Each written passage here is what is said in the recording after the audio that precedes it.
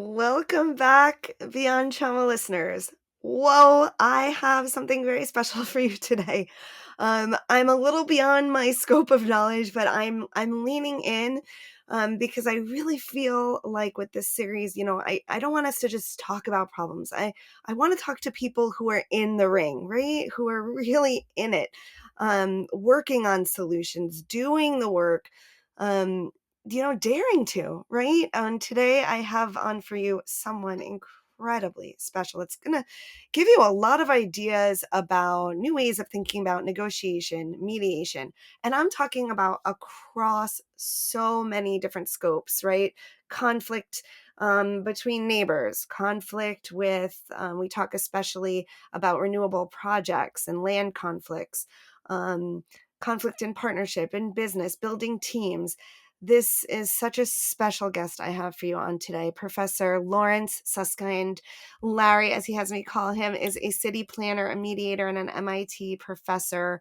Born in New York City, he graduated from Columbia in 1968 with a BA in English, Literature, and Sociology, received his Master of City Planning from MIT in 1970, and his PhD in Urban Planning from MIT in 1973. He is on the faculty of MIT, Department of Urban Studies. He is the Ford Professor of Urban and Environmental Planning at MIT and head of MIT's Science Impact Collaborative. He's also an experienced mediator and negotiation trainer who's worked in more than 30 countries. He's co-founder of the Inter-University Program on Negotiation at Harvard Law School, where he has worked for 3 decades to improve the theory and practice of negotiation and dispute resolution. He's vice chair of instruction at PON, and director of the MIT Harvard Public Disputes Program. More than 25 years ago, he founded the Consensus Building Institute to help provide mediation services in some of the most difficult resource management disputes around the world. You're going to hear about some of those today. Larry provides facilitation, mediation, and dispute systems design services along with advanced negotiation and mediation training to both public and private sector clients. His areas of expertise include the management of transboundary waters, renewable energy facility siting, the management of common pool resources like the Arctic and the ocean, the use of serious games as public engagement tools, innovation in the use of online tools and techniques for joint fact-finding, the rights of indigenous peoples, entrepreneurial negotiations, socially responsible real estate development, public-private partnerships for urban development, and cybersecurity for critical urban infrastructure. He's been involved in some extraordinary projects that you will hear about today. I am so honored to bring Larry to the podcast. Here we go. Uh, There we go. I'm teaching at MIT for a very long time. I have worked with a number of other institutions and organizations, indeed helped to create them, and I've just added them. So I'm always been at MIT, Yeah. but I started the program on negotiation at Harvard Law School with Roger Fisher. So what was your first love? Was your first love negotiation? No, No. You're no, my okay. I was trained as an urban planner, and Okay. I'm interested in that field. And I studied in urban planning professionally and then academically, and then joined the faculty at MIT to teach in urban planning. And I was approached by some people at Harvard Law School who said, we're trying to bring together people who do mediation in very different contexts to see if we can build a new field together. And so people from 3 universities from 20 different fields came together and created the program on negotiation at Harvard Law School And when was this? 40 years ago. 40 years ago. So I'm assuming they were starting to see some issues in getting things done, specifically in the field of urban planning. No, no. No. They included people in labor relations, international relations, Okay. international law, business, family law, all kinds of things. And they said, oh, this is curious. We're all trying to find the way for neutral facilitators to help in conflict situations. Let's see what's common. And Okay. we started meeting once a month for dinner with 20 people. And we continued that for 20 years. What new skills did you need to learn at that time to add mediation to what you were doing? Well, that was the strange thing. When Roger Fisher called and said, "Would you join this group?" I said, "Why? I don't know what mediation is." And they said, "Well, we've read about this work you're doing, including in Boston, of bringing large groups together where there's public policy disagreements, and you facilitate this. You don't come in as an expert planner. You come in as someone who knows this environment and wants to help these different stakeholders work together, reach some agreement. That's mediation." I said, "Oh, okay, fine. Then I'll join you." So you were doing that organically. You were already able to see the various parties with different interests and to bring them together to get things done. And that came out of what was happening in urban planning. I started my work in urban planning in the late 1960s when everybody was fighting about everything on campus and fighting in reaction to the Vietnam War, fighting with regard to racial integration. And all of these public disputes weren't getting anywhere when people just engaged as advocates. And Yeah. so in urban planning, what we were learning and then teaching was you want to help deal with issues in the city? It's not an issue of expertise. We need people to bring other people together because they all have a right to participate in the decision. So Okay. that's what we began experimenting with more self-consciously and more systematically. I've written a lot of books, and they're all about different kinds of conflict in different contexts and how the process of collaborative problem solving, informed by joint fact finding, works when there's a commitment to consensus, which Mm, then empowers everybody. Everybody has a veto. So you have empowered the less powerful when they're at the table to engage in a conversation where there's an agreement. There's no agreement unless there's an agreement and everybody's involved. And so I spent a lot of time trying to make such things happen.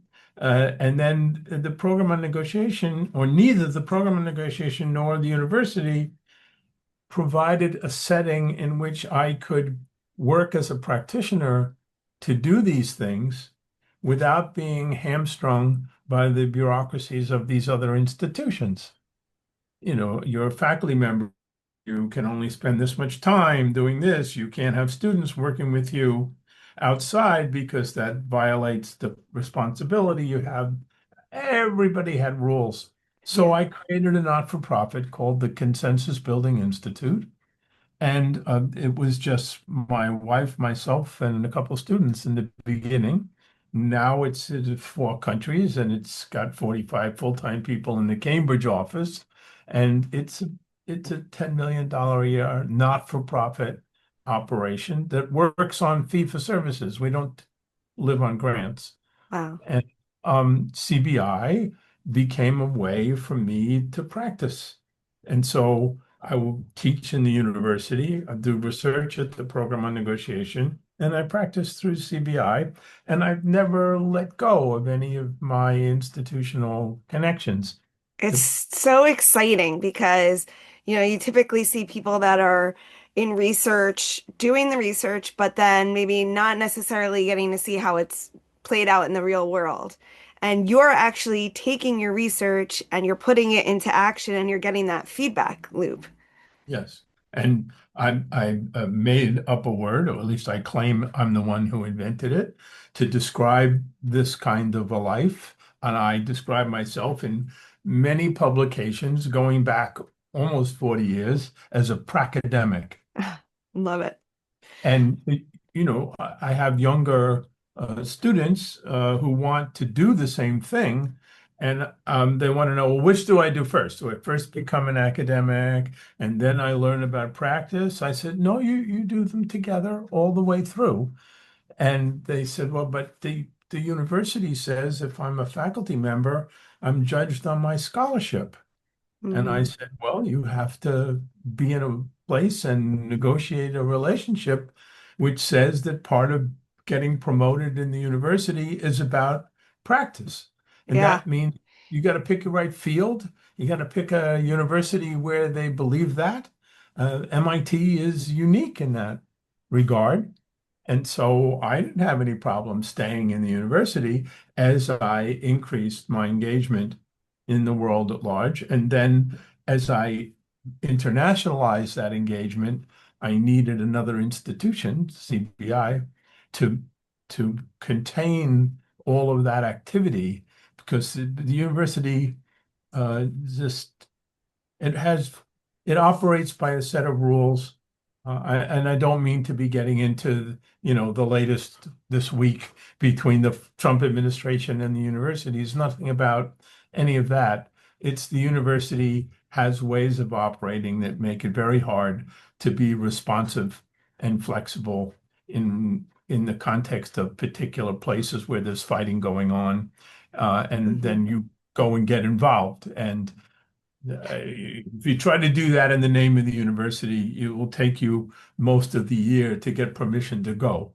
So can And I, you explain to folks your basic structure and a research-based structure for helping people come to consensus, the different parts, how you get the right people at the table and how it all works, and then how you apply that maybe in a few different settings or conflicts?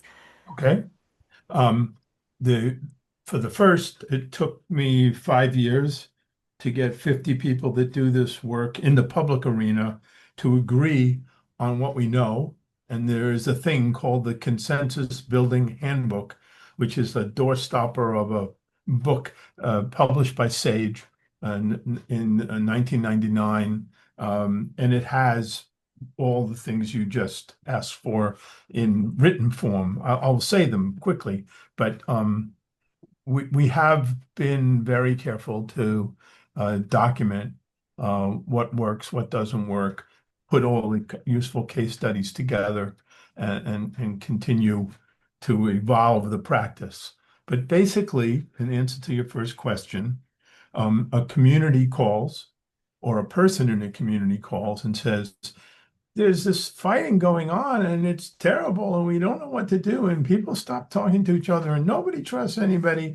What can we do? I said, well, you need a neutral party that's not a stakeholder, doesn't have an axe to grind about what the outcome should be, to help structure a collaborative problem-solving process.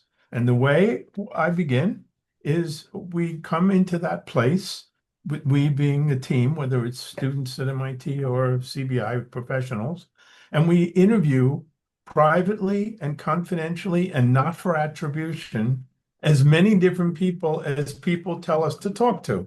So it's a snowball process.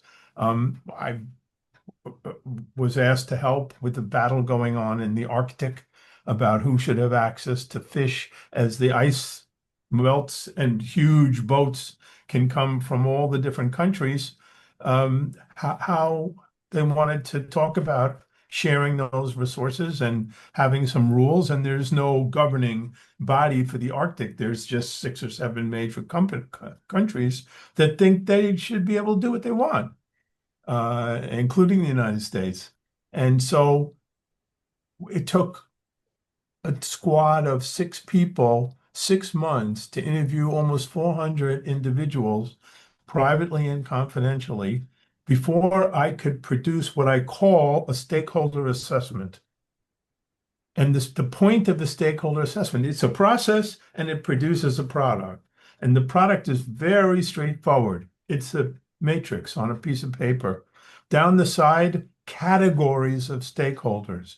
Across the top, issues that they're concerned about. In each cell, how real people in those categories speak about that issue. What do they most want to have happen, not have happen? What do they still want to know? I fill all that out, and then I can flip that to an agenda. Say it's going to take us this many months to take up these 6 issues, and this is how I suggest we order that. And we're going to need technical resource people agreed to by the group that's coming together to do this. Nobody's favorite technical person. Uh-huh. And we then take a draft of that proposal, which usually has a budget with it. I can't take any money from the participants and be neutral. Right. So typically, we need to find philanthropic resources at the point at which everyone has participated in the draft design of what the process is going to be in detail. They all get a draft of that matrix and my pros discussion of it and my suggested budget. I said, if you have a problem with it, you got to call me. And, don't tell me you don't want to participate. Just call me and let's talk about how to get a better reflection of what you said. Nobody's name's mentioned, but they have to see in the agenda and the work plan and the timetable and the ground rules that we draft that what they said was heard. And then they say, okay, we'll come, part of the prescription for what we should do includes here's the groups that we think can best represent this category of stakeholders, but we'll have to convene those people because they are not an organization. Mm-hmm. We'll have to get them to choose 2 representatives for this work that's described just specifically in this stakeholder assessment. And when we get all the way through that, we can start. Yeah. So if you don't have time and energy and expertise in the process and some money, you can't get to the point where I then say, okay, everyone's around the table. Yeah. Set of ground rules. You have to sign a piece of paper and say, I'm going to live with these ground rules. One of them is no ad hominem attacks. Another one is nothing's decided till everything's decided. Another one is we're going to seek unanimity, but settle for overwhelming agreement as Mm-hmm. long as the whole group has made an effort to respond to any outliers at the end by modifying whatever the package or the proposal is. And we will have weekly communications summarizing the content of the conversations that the neutral will maintain in order for all the constituents, so to speak, of all the people who are in the process can hear what's going on from a neutral source. And as we move towards some point where there's agreement on action, the neutral becomes the spokesperson for the process. Yeah. And I've done this, 50, 60 times in the United States at all different scales, very small neighborhood scale up to national. Uh, Now, you said something earlier on. I wanted to hear that whole way through that process before I stopped you. You said something early on, which is you have to have people that want to come to a consensus. So, like for instance, and I'm thinking about the length of this process. right. Um, and it was so interesting because as I was about to open up my computer to do some research on you, I did my normal little look at my Instagram, and that day I saw this reel from this young woman who was very mad because some I forget it was wind or solar energy project to be built on land in New York State that's supposed to be saved for very rare bird wildlife. And I feel like this is a kind of a case that you're probably familiar with. You have two kind of what I would say like good interests. Like we need more renewable energy, but then you have people that don't want that on that land because it's protecting very rare birds or their special uh, ecosystem there. Um, and you have the developers who want to move fast to push this through. Yes. And their agenda is just get it done. So Yeah. how do you get a party, uh, Yeah. those kind of parties to work together?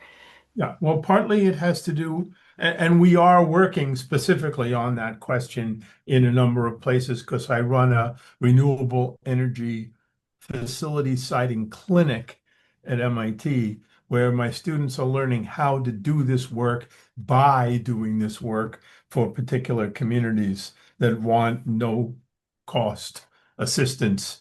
I got to Uh, send you this case here. uh, well, I have worked on the Hudson on renewable energy already, and there are plenty of cases in so many places. The first thing is you have to reframe the question. It's not who's right. It's not who's going to get everything they want. It's, well, if we agree that there's a need for new renewable energy, and if we agree it should not be built in a way that threatens endangered species, then let's bring a set of people together and say, what are our options for how to achieve those two objectives? I Maybe we guess I'm need, wondering if there's a party that doesn't, is there any convincing of a party that doesn't have to? Let's say one party has more power and they don't have to listen to this adverse party.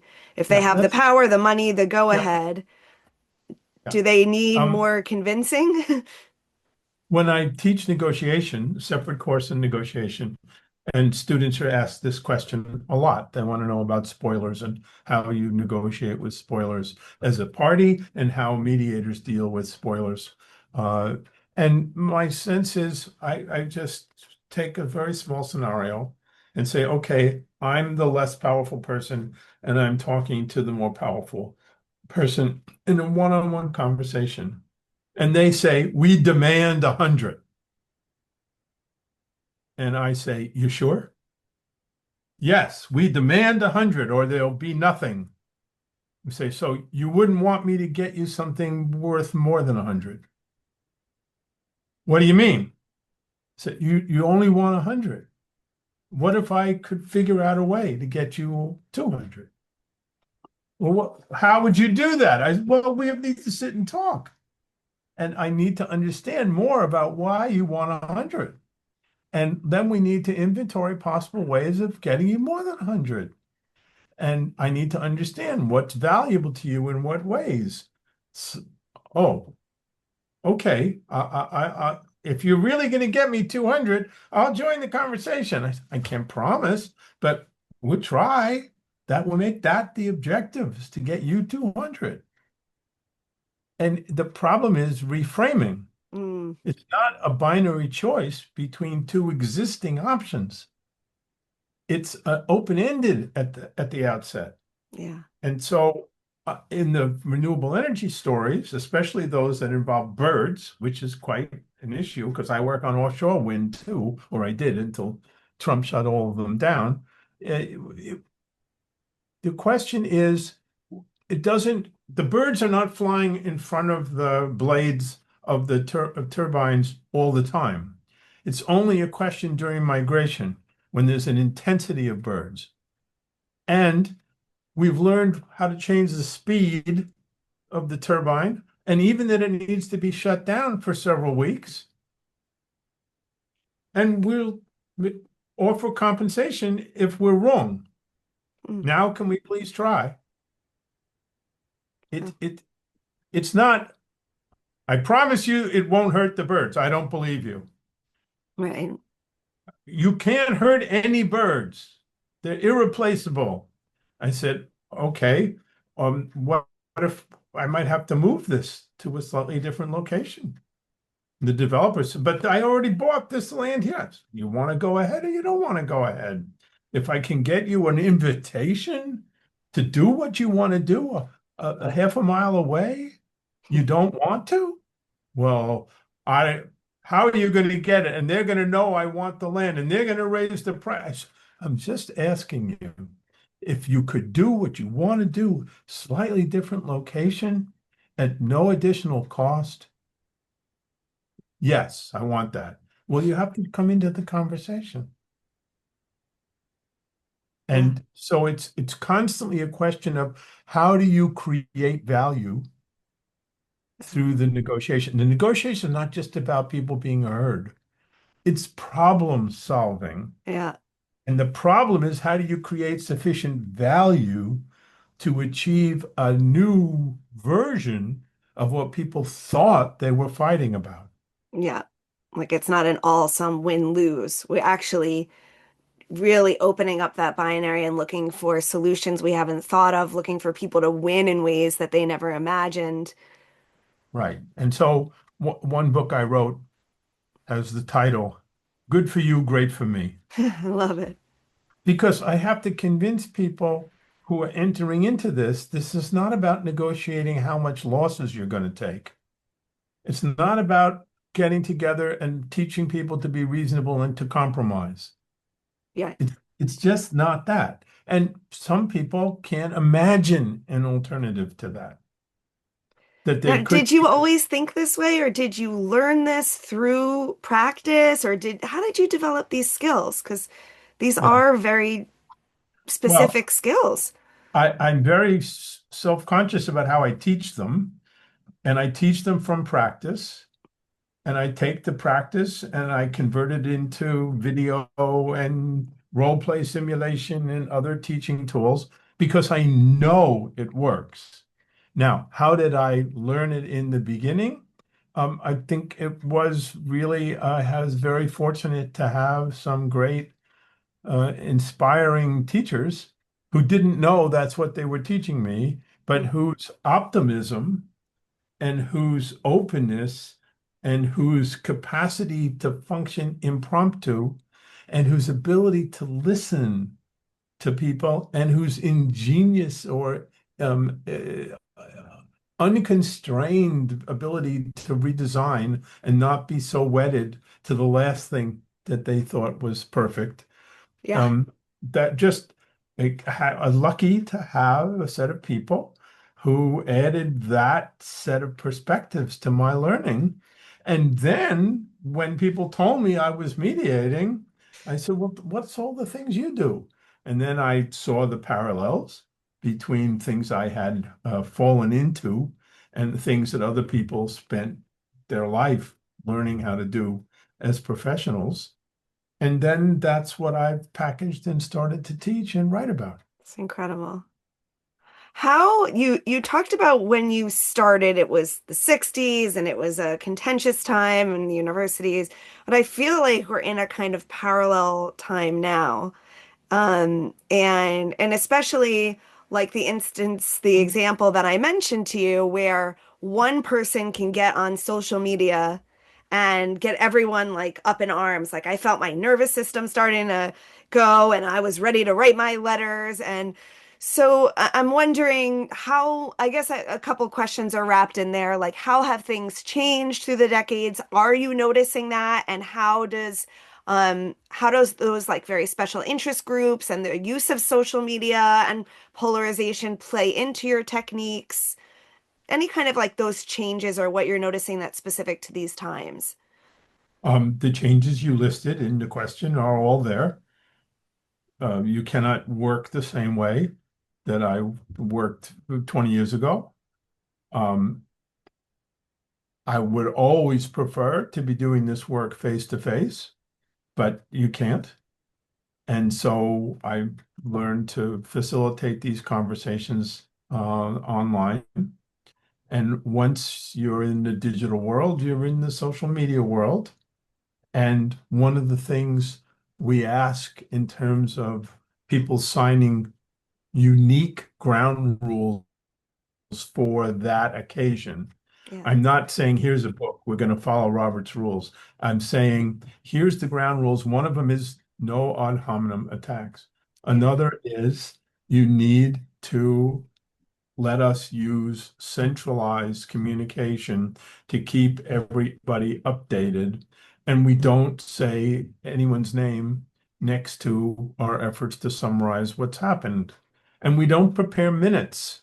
We Mm-hmm. prepare a narrative, Hmm. story that Yeah. anybody can read. And because it's written by the neutral, it doesn't serve as a second way for people to get another bite at the apple for their point of view by concluding it, well, it really almost came out the way I wanted. There's nothing like that.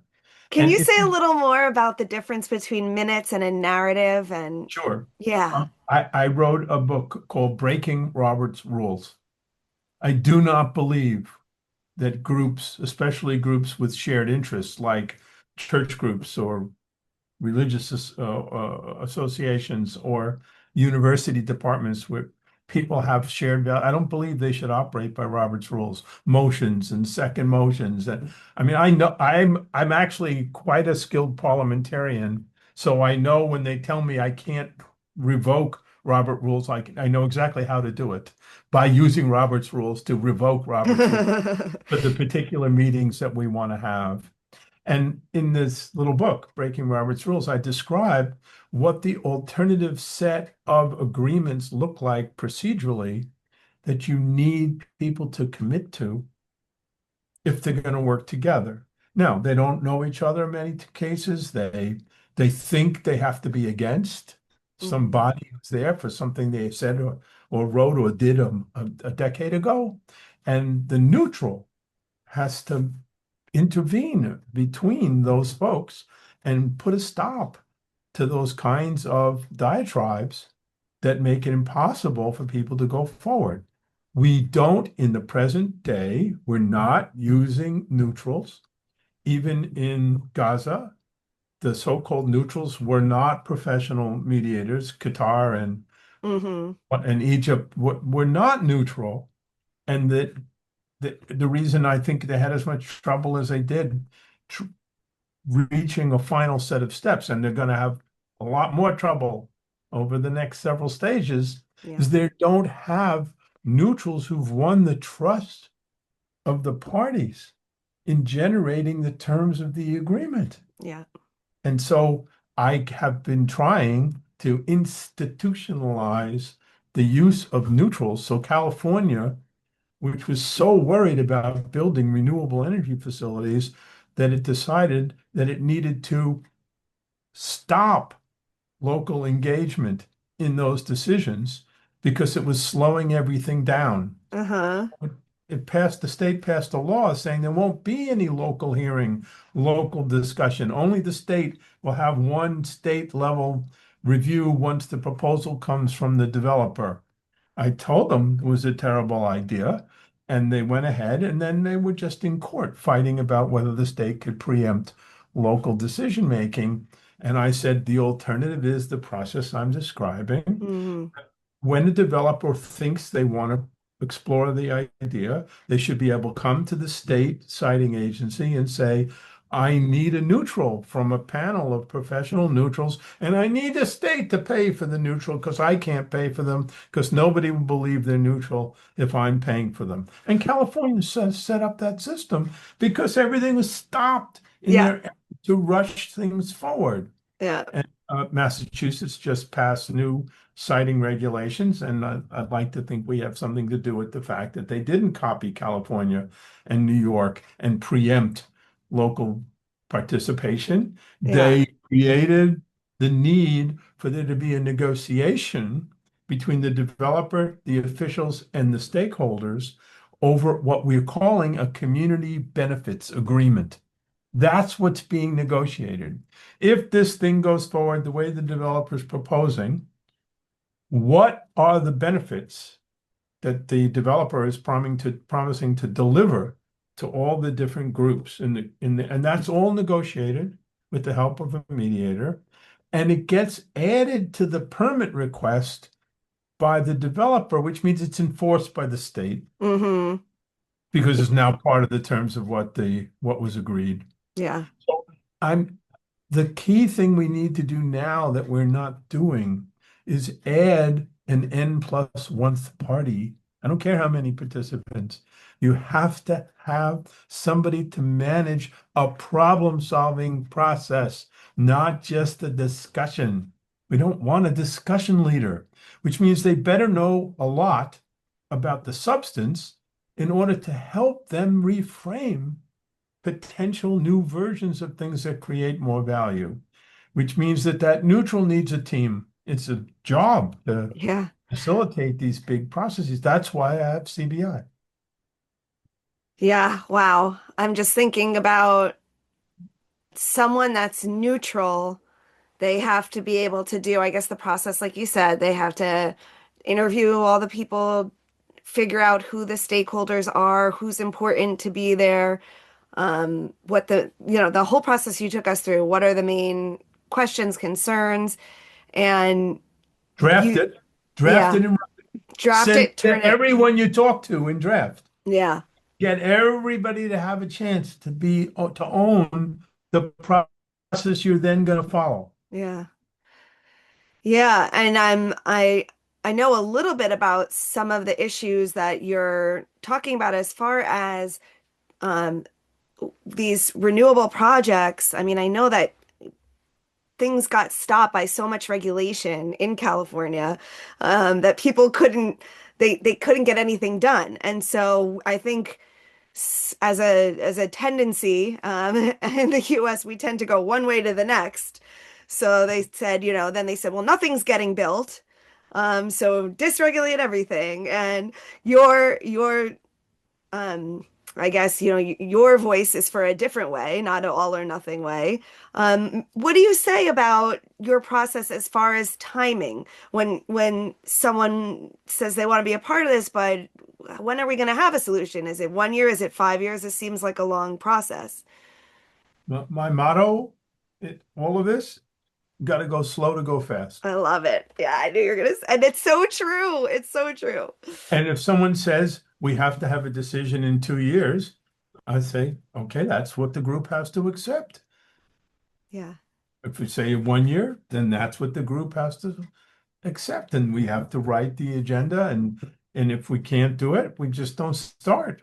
So And have you it ever found that the problems, the issues, the stakeholders actually change during the time, or is there some agreement that once we decide these are the issues, we don't add more? Because I guess, if you're working on something that's long term, a few years, there could suddenly be a new problem or issue or stakeholder that we didn't know about at the beginning.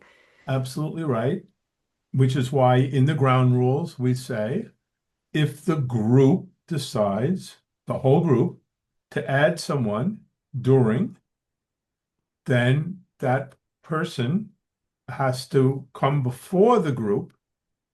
The group needs to and say, we will invite you, but you have to accept the ground rules. Not everything we've said so far, but the ground rules about how we're going to work by consensus.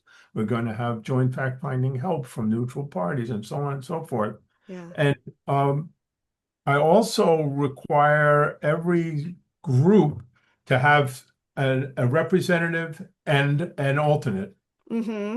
because things happen in people's lives during that time. Yeah. And we can't re-educate a brand new person about everything that's come before. And the relationships that have evolved are Yeah. lost. So we need the Yeah. alternates to come to every session, but to switch chairs during, but new Wow. people can be at it. And we make that provision at the outset for just the reasons you mentioned. This is so interesting. One thing that came to my mind as you're saying that is, I'm guessing you're making sure that the person who's there is the person that can agree to things. Like I'm just thinking about if a company or someone sends someone that's not actually in any power to say okay, and Um, then they agree to something, and there's someone else at the company that says actually no. you have all the right questions on your list. Laura, I mean, absolutely. And what the way we accommodate that is a little bit more subtle than saying, oh, we only want people who have the power to decide, because in some organizations that's not possible. Okay. And so what we do is we work toward a draft agreement. And when we have that draft, everyone is responsible for taking it back to their membership, finding out whether that's okay with the membership. And if that membership is just the CEO, that's your business. And then you come back to the table with the full group, and everyone speaks and says, this is how I went to get authority to now formally sign this. Beautiful. Because it's different. And Yeah. you can't in many organizations, like Audubon has in its constitution, in its charter, that nobody can speak for Audubon when they go to something and they're called Audubon, even the president. It has to be by a vote of the membership, period. So we want Audubon to be one of the environmental representatives. The person's coming, and everyone needs to understand the constraints that each person faces. So up until the end, they're speaking like, not speaking for a particular constituency until we jointly reach a proposal that appears to be something that everyone can accept, then everyone takes that penultimate version back to get permission for however it is required in their context. Then we come back together and we produce the agreement. In most instances, the final thing we produce is a proposal, not a decision, because an elected body, an appointed body, cannot delegate away the authority to give a permit or allow development or allocate public funds. So all we're producing is a proposal to whoever has that final legal authority. Yeah. But what we're giving them is, if you do this, everyone's going to think you're great. Everyone's going to vote for you because everyone has agreed to this. That's a nice feeling. It's an And, incentive. we don't usually have somebody showing up at the end saying, well, I wasn't consulted and I'm the mayor. And so we're not going to do this. And then, it's up to me as the voice of that group, mayor. There's a lot of votes here. Look at the list of all the categories of groups that were involved. You sure you want to go against all of these groups that reached agreement amongst themselves? And that's usually enough to get the implementation to happen. Oh, that's beautiful. And you mentioned that often it's this, because I was going to ask you, like, who makes sure that the follow through happens after? And I think you mentioned just a little while ago that often the state um, makes sure that the follow through is there, or is it different depending on what the project is? It is often necessary to invent some arrangement that's in the agreement. So, Yeah, for example, 60 parties negotiate something about whether housing should be built here or this open land should be preserved. And it took us 6 months, and there was a plan to have part of the land for preservation and part of the land for housing. And the housing developers agreed that they would buy the rights to the other land, even though the city had responsibility for it. It didn't have the money. So the developer, as part of the cost of building my housing, is preserving this portion of the site, and I'm preserving it better because I'm going to buy it and turn it over to a land trust. I'm preserving it better than it was going to be preserved if I didn't do this.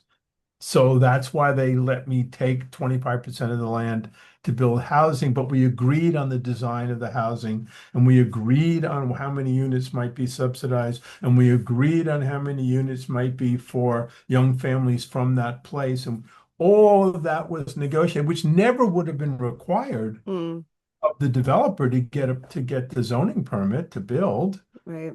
And the land to be preserved is now really preserved with a fund to maintain it. That's all part of the invention of the added value that comes from collective or creative problem solving. That's incredible. I hope you feel so proud of what you've done and what you're doing here, especially right now when things can get so heated so fast. To have a system for bringing down the temperature and actually coming to new solutions is just, it's really something special. Some days I feel very pleased that we're doing this, and other days I feel depressed that where they should be doing it, they haven't yet seen that, or Yeah, if nobody's suggested it to them, or somebody has just got in their mind that, You can't possibly involve other people in it who disagree with you. And so when I can, right, the um, FERC, the Federal Energy Regulatory Commission, has to give a permit to put a dam in or to take a dam out. And there's all kinds of indigenous communities trying to have longstanding dams taken down so that the water can run free, so that the salmon can breed again, and so on. Yeah. It took me many years, and FERC amended the law that dictates how it works and says we have two options. We have the normal regulatory process and we have a negotiated regulatory process, and it's up to the applicant to say which you want. By the way, the normal process takes at least 5 years. The negotiated process could take 5 months, could take 5 years, might not work. But here's how it functions. And it allows for groups that would otherwise not be able to interact with regulators because we don't like regulators interacting with the people seeking permits. It's against the law. But when they say, no, this is going to be a negotiated regulation, they can all sit together, work together, and come up with a proposal to the commission. It took years to get that commission's authorizing legislation changed, but now it's always available and nobody has to think of it, design it, fund it, nothing. It's all there. And if we could get in every regulatory process, local, Hmm. state, federal, an option, I wouldn't make anyone do it. Right. But when It'd be a lot more effective than having one by one a case come to you or someone recommend you. If it was, it's kind of like the opt-in, opt-out research, right? If you're automatically, yeah, if it's automatically there, then there's much more chance people are going to use it. And I have argued this at the UN. I've said that we have all kinds of situations where the UN is asked to intervene. It doesn't know how to get in the middle. It Yeah. just assumes there needs to be meetings. Yeah, There's no theory behind what that's they right. do. And I've tried to get the mediation professionals affiliated with the UN to get the UN to amend its charter to say, when asked, this is how the UN will intervene in a dispute amongst countries. It's already been thought through. It is a model, independent mediators, da da da da da. Um, and it's been impossible. When Jimmy Carter was alive, he organized a meeting at the Carter Center for the heads of all of the major international entities like the United Nations, UNEP and UNDP and World Bank. And I had a chance to present all of this, and Carter was completely consistent with his view of the world. And he served as a mediator after he was president in lots of disputes. He really understood it. And we tried to get the heads of all these agencies to say, you should have it as a regular option. Yeah. And it was too hard in 2 days to answer all their anxieties. But I'm in charge. Right. I'm be saying this is how we should do it. I'm the one who should run this process of meeting them up between the fighting countries, right? This is why President Trump is not going to be able to do anything when Hamas refuses to put down its guns. I know it was in the agreement. It was point 16 in the agreement. And I know you think you had signatures because you had discussions with people. You have no relationships have been built where anybody who could help at that moment has the trust of all sides. Yeah.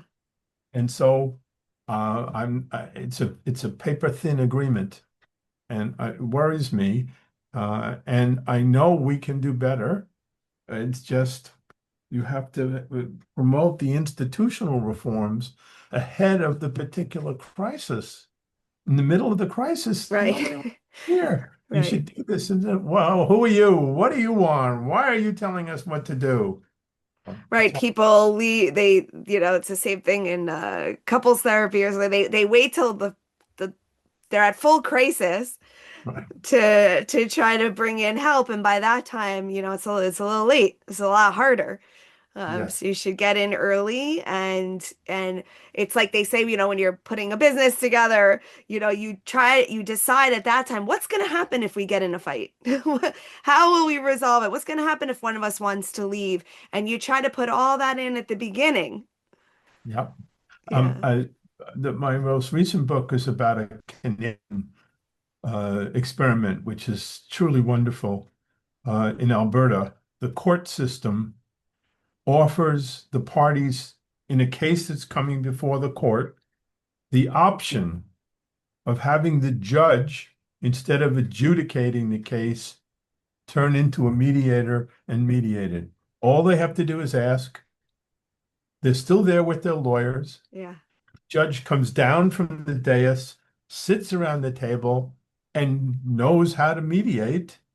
And if they reach an agreement, that the judge then issues a binding statement implementing the agreement that the parties worked out. Um, and two other provinces have copied that. There is no such thing in the US. The US, a judge can say, "Don't, you're wasting my time. Go try to mediate this out of court. And when you fail, come back and see me." Yeah. But it's called judicial dispute resolution. And I have the access to for the first time. They're all confidential. So there's no records. And So I had so, 9 cases where I interviewed everybody before, during, and after, yeah. and wrote about this wonderful innovation. And the book is out, and I have judges in the US saying, "How come they're allowed to do that in Canada?" I said, "You're allowed to do that too." They Yes. said, "Well, nobody ever told me I could do that." No, you're allowed to do that. And then I have to tell them in the state that they're in what the federal and state code is that actually permits them to do this, even though it's not ever been what judges have done in America. Yeah, it's like it's not brought to their attention, so they're not using it.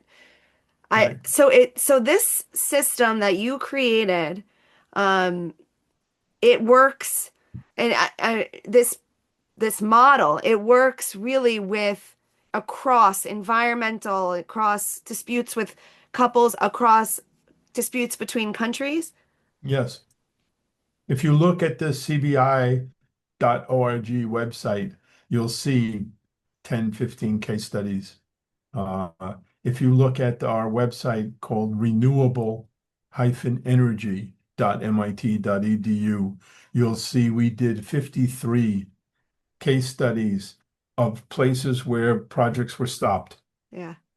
because we want to understand why so that we could show Yeah. what the answer is.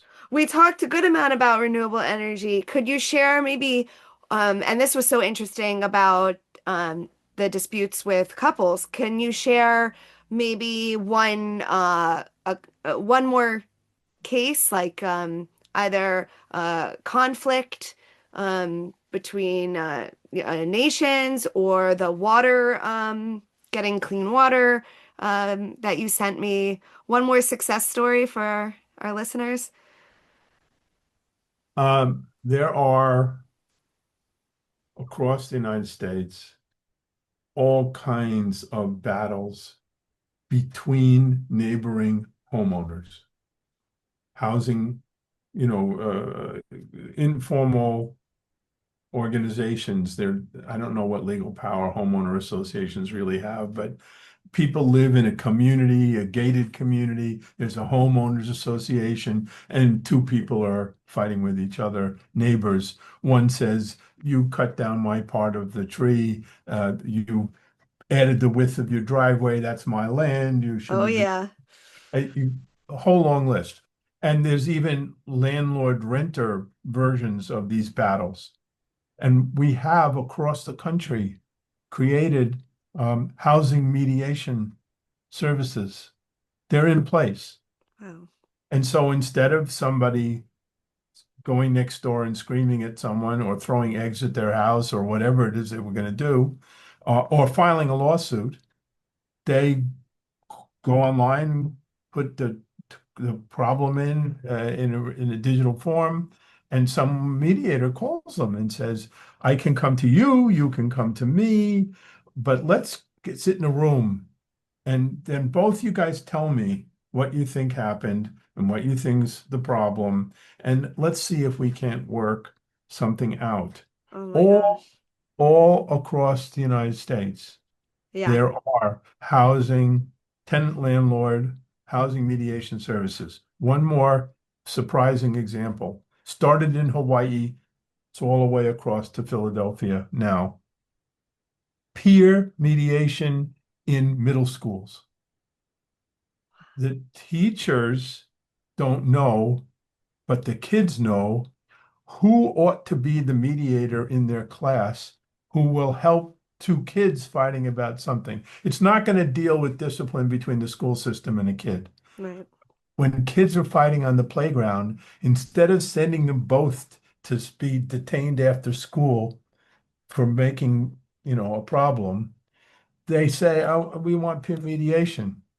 And there's kids lined up, scheduled each week, who have been trained at the school in this package of things on peer mediation. They're kids from the class, but who took this training, and they sit with the kids who are fighting, and they have a set of routines that they've learned. And the teacher is sitting in the back of the room, but doesn't get to say anything. And to the extent something is agreed and approved, it's agreed and approved. That's the end. If Mm. it doesn't work, it doesn't work. But every class of kids knows it's not the kids with the highest grades. It's not the kids who are most popular. It's not the kids who are the best athletes. It's not the kids that teachers are sure to name. As long as you ask the kids, Yeah. They likely know. to be fairest here, they Yeah. know. They And know. and it turns out a lot of the time, it's kids that come from more religious households. Huh. And not all the kids want to be mediators. Not all the kids are able at the end of this short training program, but it's called peer mediation. And it started in one school in Hawaii. Mm. And it just went to the West Coast and then all across the country. Um, I'm sad to say, mostly at the beginning for a decade in private schools, Okay. but especially Friends, the Society of Friends schools, the schools that live by Friends principles fit right in, wasn't an issue. Getting public schools, you can just imagine the debate about, well, what is this? What, the teachers are not taking responsibility for discipline anymore? You're going to let kids discipline other kids? No, it's about settling the dispute and repairing the relationship. And it was very hard to get some public schools, and he never agreed to it. But Hmm. I'm trying to follow your cue to say all these areas, all Yeah. these realms of conflict where mediation, collaborative problem solving can work. And it's not wildly different applications. It's That's this. what's so interesting. Yeah, Yeah. that is what is so interesting, is that you can take that model and really replicate it in so many different places. Do you um do you have any trainings online for people who want to become mediators? Yes, I do.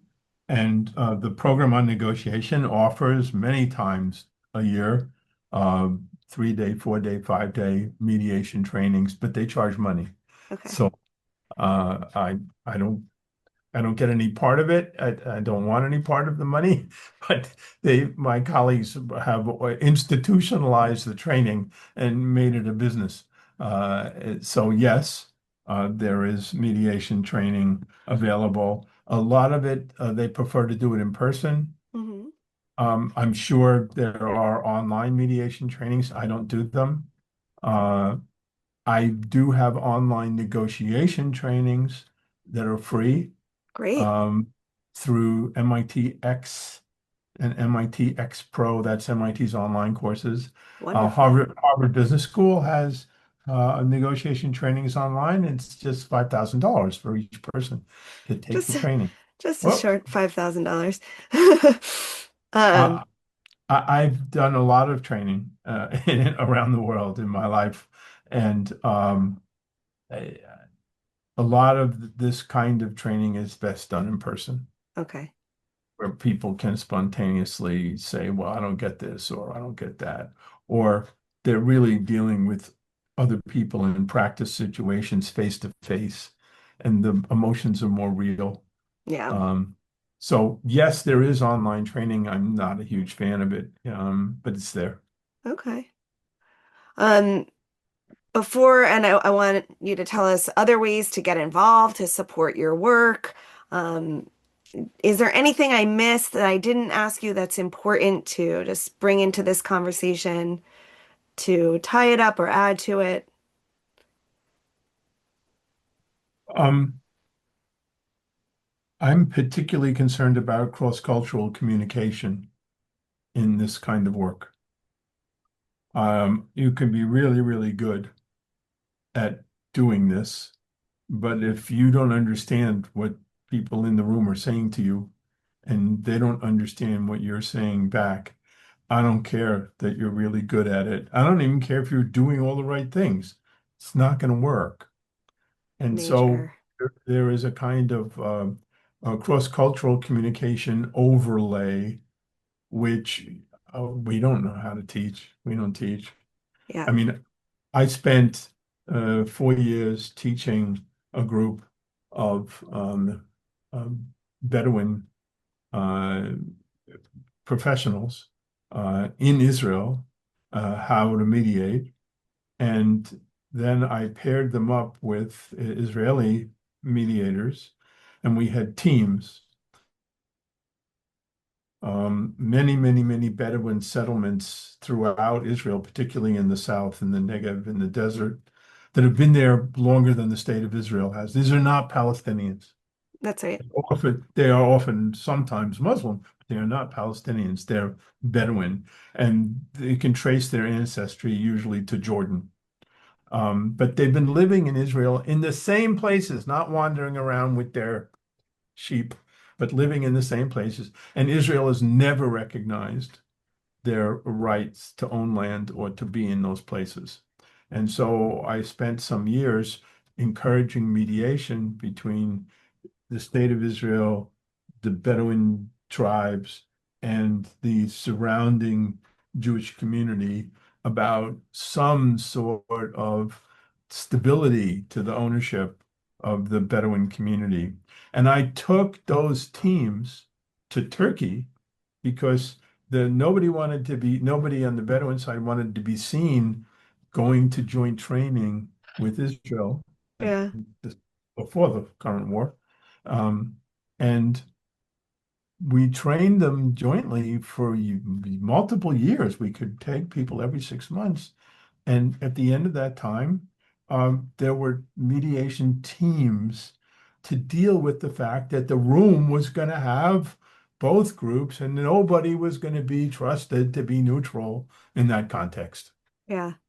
I'm saying this is one response to the No, you cross-cultural brought up such a good communication problem. point. So I want to like slap myself for not thinking to ask that because the cultural component is so important, right? Because, you know, you have different cultures even within families. And you can have someone that feels that looking in the eye, take a very kind of simple example, is a sign of respect, and you can have someone that says it's a sign of aggression. And so, I mean, there are many, many, many of those examples happening in communication in one room. Yeah. And we have produced at the Program on Negotiation several webinars on cross-cultural communication and dispute resolution. People that do it study it, and they exist to alert people to the issues and to highlight some ideas, but it's very much an unknown realm, part of practice. Yeah. And it's often the reason that mediation doesn't work. It's not that the mediation process institutionally and managerially is wrong. It's Yeah. just that the gap between the people isn't just about their interests being at odds. They cannot understand each other. You can't problem solve Hmm. without being able to listen to and understand the other person. And that includes not just hearing the words. It's Yeah. just looking someone in the eye is an issue. If you can't interpret the non-spoken signals, Yeah. cultural difference, you will fail. Mm. So one thing is about matching the mediators to the culture, which often means you need a pair Mm-hmm. of mediators or a team of mediators so that all the participants can see there's at least one part of the mediation team that less like them. Yeah. Yeah. And maybe can translate some of that, and I think at minimum, at least saying there are going to be things about each other that we might not get, we might not understand. At least bringing it into the room that that's happening all the time, bringing some awareness around it. Yeah. So for a period of time, I worked a lot for large corporations, particularly those that needed teams to do complex work, engineering companies or construction companies. And they did not understand that the company needed to train its people to participate effectively in teams, or the teams weren't going to work. It Yeah. wasn't just that you took one from here, one from here, one from here, told, and had a great leader. Yeah. No, no, it wasn't going to work. And I've written a book called Built to Win, which is just about how corporations committed to becoming learning organizations with regard to how to manage conflict and how to build teams. And I have lots of teaching materials that companies use to role play problems in teams. Same ideas, but it's not mediation. Mm-hmm. And it's not just two parties negotiating. It's a special thing when you have people with different expertise. It's almost like different cultures. That's why I'm raising it on the heels of the cross-cultural conversation. You Yeah. have parts of the company where people are scientists and parts of the company where people are managers. Yes. They have to work together, and it's like two cultures. Yes. They can't understand each other often. Or understand, why is this a priority, or why are you so stuck on this one thing, and oh, that's so interesting. So, so interesting. All all of these different realms. Um, I've avoided raising the question that I wanted to ask you earlier, and we don't have a lot of time, but I know you have an interest in trauma, and there are mediators within my profession who think that mediating in a post-traumatic situation requires an additional layer Hmm. of insight, understanding, and training. I don't have that. I don't know what that is, but I can certainly accept the idea that you're trying to deal with people where there's a conflict that is the product of or the aftermath of a traumatic situation. Oh, I really And appreciate you bringing that into the conversation. And one of the things that I do is teach trauma sensitivity to different groups. So how to look for those things that, yeah, if you're not trained in trauma sensitivity, you might not realize are in the room. Hypervigilance, or people who are fawning, like pretending to agree to something because, and it's a little bit probably what comes up in those groups you were talking about. Some people will pretend they're happy because they don't feel safe to share, to reveal themselves is for a trauma survivor could be a fear of death. you know, and there are people that have been trained through trauma to say yes. Um, and so trauma sensitivity has to do with, training the group or the facilitator to look for those things, to use language which is more invitational, to consider power dynamics in the room, body language, even like the way people are positioned in a room, that, affects their sense of safety. And I mean, it sounds like you're doing a lot of that. There might be a little extra layer that's, very specific to trauma, but we want to create safety, a feeling of safety as much as possible. No one can, promise you this room is 100% safe, but as much as possible, so that the nervous system can relax. We're not just, hyper vigilant on edge. We're also not zoning out, right? We're able to be responsive, because when things are too much, we can also just totally tune out. We can just go away. Um, There's yeah. there's a moment in lots of mediation, all the different kinds I was talking about, where a mediator will feel they have to assist one or some parties because those folks are too upset to listen carefully. They're Yeah. too overwrought Yeah. to think about their own best interests clearly. Yeah. And there's this group of mediators who feel that what they're really having to learn about in order to do that are social worker type skills or social psychological skills. And I think their effort to put themselves into a counseling mode Mm, with some of the participants in the process is problematic. yeah. I think it's going to undermine potentially the relationship with the other Sure. participants. Sure. But I understand their desire to address and what they see as an underlying obstacle that's not spoken. Yeah. And I view that as a dilemma, that Yeah, tension that's an coming interesting up. one. And there's something there about the group guidelines that are set up in advance, about how we talk about what might happen in the room. This could be emotional, and what will happen if it gets emotional.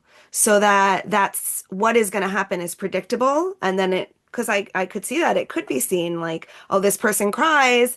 And so they get the attention of this supposedly neutral party. And of course that person is comforting them, and you have, certain type of people that don't cry when they feel attacked, they feel upset, they get angry. And typically, they're the ones that are pushed to the side or told to like get control of your anger before you talk.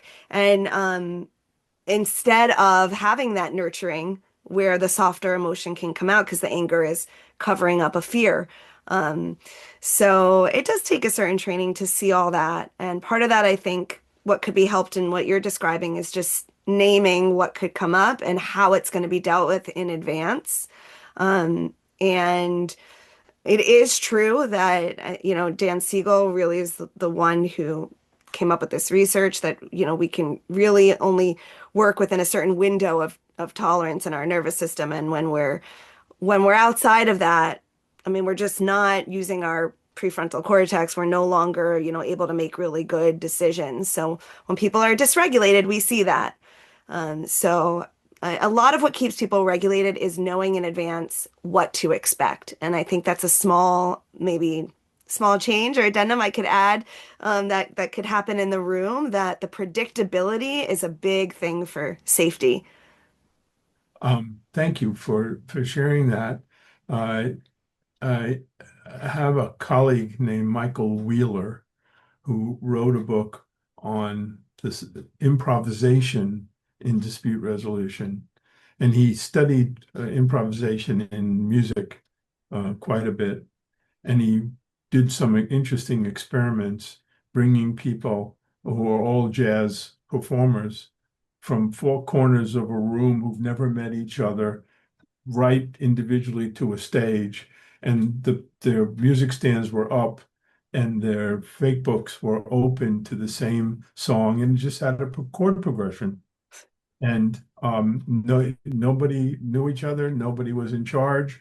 And he watched as these professionals, in unspoken ways, figured out what would be the pace that they would play at, who would solo first, how long would the solo go. And people improvised, and yet they could detect messages and send code to the Mm, others because they've been jazz musicians for their whole lives, and they were used to playing with all kinds of people. But we were watching, and we saw nothing except the performance. yeah, They had no rehearsal, they had nothing, no communication. And so we were interested in improvisation and how improvisation can cut against making sure everybody knows what's going to happen. huh, We want everyone to feel comfortable by knowing what's going to happen, yeah, but we also know that success in the mediation often depends on suddenly picking up an opportunity, an idea, reacting to a challenge in a new way, and absolutely. that's improvisation. Yeah, So I see a tension between making sure people feel comfortable by knowing what's going to happen yeah. and being open to improvisation, which may be the key to resolving the. And that is something that can even go into the group agreements in the beginning, Yes, yes, there's even a way to let that be known and kind of predictable. Like, we might tell people, you will be asked to go into breakout groups, right. so, that's something that might happen. Things might go off script. So even just that little bit of letting people know even that things might go off script. I think that's beautiful what you're saying. We have to leave room for the unknown. So much of what you've spoken about today, Larry, is about that, is about the answers that we never would have predicted, the solutions that go beyond 100. And that comes, what you create, the structure that you bring in allows for this kind of spontaneous or collective knowledge and these beautiful answers. So I think, I mean, this is a great place to close. I think it's really the combination of both, and it's to me the structure that creates the safety and the ability to have the freedom for the unknown. Well, you might at some point want to invite Wheeler, Michael, to talk to you. The book is The Art of Negotiation. Uh, Yes. he's a Harvard Business School professor who wanted to distinguish his way of teaching negotiation from those who were teaching the science of negotiation. So his is called The Art of Negotiation. Beautiful. And improvisation became the metaphor for the artistic part of negotiation. Anyway, he's a wonderful person to speak to about negotiation and mediation. I In any love event, that. nice to chat with you. Tell Uh, us, Larry, people that want to support you, that want to get involved, that need your help, what are the best ways to connect with you or with your organization? Either cbi.org, and I'm not there all the time. I'm sort of the past president, you know. But if something comes up, there's people there who I've taught, who I have 100% confidence in, who could do any of the things that I'm describing. And then at MIT, the sort of central holder for all of the things I do is called the scienceimpact.mit.edu. It's the Science Impact Collaborative, and that's the communities we work with. So communities show up online and say, "Can you help us with this?" Okay. And So that's where we want to send people. And I'm going to link those in the show notes because, I mean, I know neighbors in dispute. I know a land dispute. I mean, as we're talking, we have a lot of projects to send you. And I would also hope that one day you will be in the UN the way you described because that sounds like yeah. A good lofty goal. I'm No, putting it out there to anyone who has influence. We don't know who's listening.